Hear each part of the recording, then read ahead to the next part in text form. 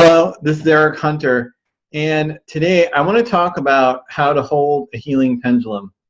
So I've got one of my healing pendulums here. This is the Merkaba pendulum, and it's one of my custom designs. And so how do you hold a pendulum when you're doing pendulum healing?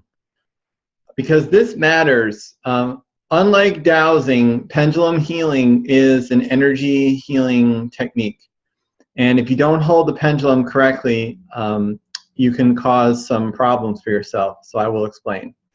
All right, so in the first step is when you have the healing pendulum, determine which hand you're most comfortable with. Most of us will be comfortable holding it with our right hand. Some of you may want to hold it with your left hand. And what really matters at the end of the day is sort of your energy polarity, how your energy in your system runs. So for a lot of people, if you're right-handed, basically you'll want to hold it in the right hand. But if you are a left-handed person, then hold it in your left. Okay, second thing is you want to get the pendulum string out of the way. There's extra cord usually, so you just kind of like wrap it up in your palm, and then you can just grip the pendulum with your thumb and your pointer finger and leave about 1 thumb length worth of string or cord hanging down, and then just grip the pendulum.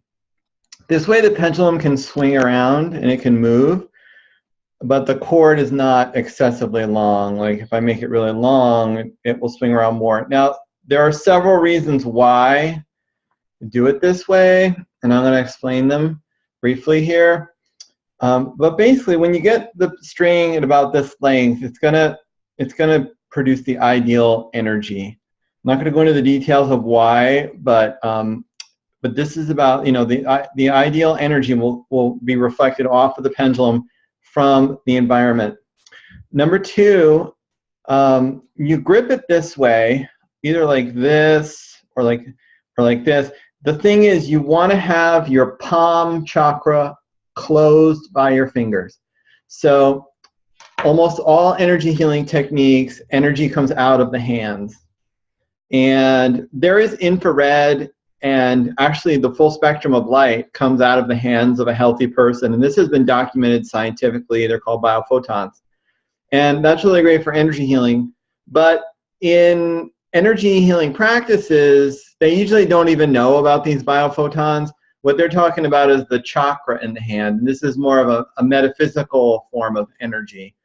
And so when we're doing pendulum healing, you're using the pendulum to help an animal or a person who may not be doing so well physically to get better. So we don't want to stick our hand chakra into their energy field, either in an in-person healing or even a distance healing. Because by sticking your hand chakra into their energy field, your hand chakra is going to be absorbing some of that energy of theirs, and that could eventually make you sick. So that's why in Reiki, the energy is channeled through you, you know, and that's why also in other healing systems where you're cleaning energy with your hands, it can be very dangerous, and you have to do lots of sanitation and stuff to get yourself energetically clean after the healing. So, but luckily with pendulums, you don't have to worry about any of that, because you're going to close your hand chakra with your fingers so that the energy from the person or the animal or the situation cannot affect you. And then you're going to stick the pendulum into the energy field. And the pendulum itself is made out of a neutral metal. It's like brass, or it could be, nowadays I have pendulums that are silver, gold, and a few other metals. But these do not absorb energy. And that's why also, like I always tell people, don't use a crystal pendulum, because crystals can absorb information. So if you're doing a healing over a person with a crystal pendulum, your crystal pendulum is going to record their illness, and you can transfer that to yourself or somebody else next time you use your pendulum. So please use one of these steel, or not steel, but you know, metallic healing pendulums. You can also use a clay one or a wooden one, but the metallic ones are sort of ideal. If you use a clay or a wood one, you have to have a very specific shape. Okay, so you've got your pendulum, your hand chakra is protected, and your pendulum can swing around freely. So you're going to stick your pendulum into the person's energy field, or you're going to stick it, you're going to attach it via a witness card, do a virtual distance healing so that it's interacting with the person's energy.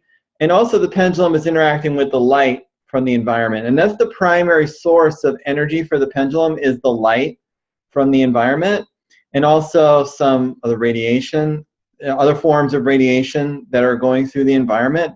Those are the primary sources of energy, is electromagnetic energy. And then there is another whole aspect to it with the spinning, which I'll explain in a separate video. Okay, one more important point I want to mention about this is that when you're doing the pendulum healing, do not use a metal chain on your pendulum. Make sure you have a cotton cord or a string made of cotton. Don't use, like someone asked, could I use a fishing line? No, because the fishing line would be like a fiber optic cable, and it would just send light right up into your palm chakra, and you could get the contamination from the person you're healing. The cord is insulated. It does not conduct electricity, and it gives you an added layer of protection to keep your hands safe and to keep you safe while you're doing a pendulum healing. And this is one reason why pendulum healing is a very safe healing method, because you never actually interact with the person's energy.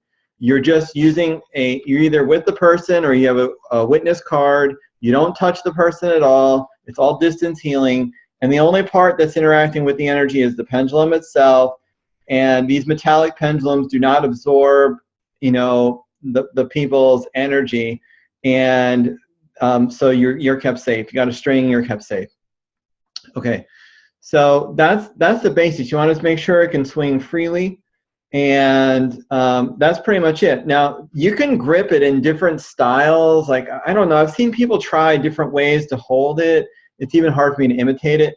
But the key thing is just keep your palm chakra completely closed.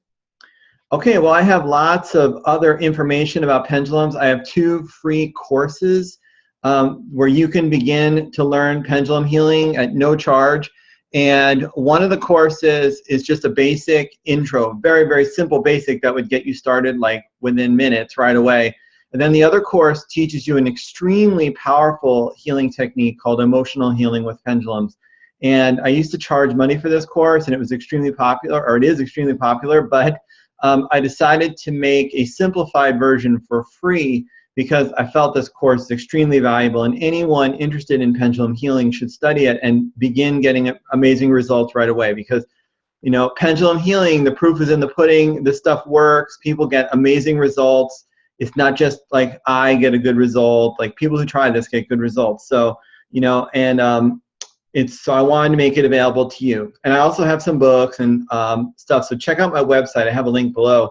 Also, I have a really cool line of healing pendulums that I'm creating. They're completely different than any other kind of healing pendulums that are currently on the market. So you might want to check those out if you're a dowser, or if you're just getting into pendulum healing, or if you're more experienced with pendulum healing. Please check out these pendulums. They're super cool and really beautiful. Okay, well, thanks a lot for watching.